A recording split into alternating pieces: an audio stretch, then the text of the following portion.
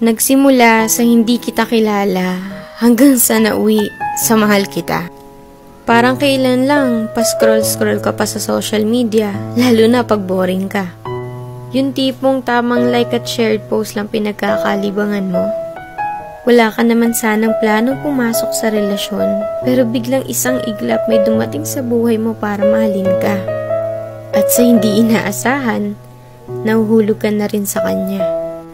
Hanggang isang araw, yung akala mo magiging mag-isa, pero hindi pala, kasi may taong tatanggap sa'yo ng buo.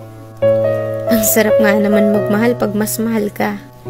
Ang sarap makontento pag mas kontento sa'yo. Hahanap ka pa ba ng iba kung sobra-sobra na siya? Kaya nga sana wala na lang niloloko para wala na lang nasasaktan.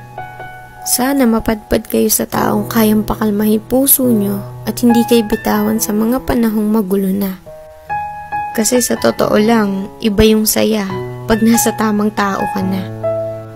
Yung tipong kahit hindi mo siya palaging kasama o nakikita, alam mo hindi niya magagawang ipagpalit ka sa iba. Kasi una pa lang, ikaw lang talaga nag-iisa sa buhay niya.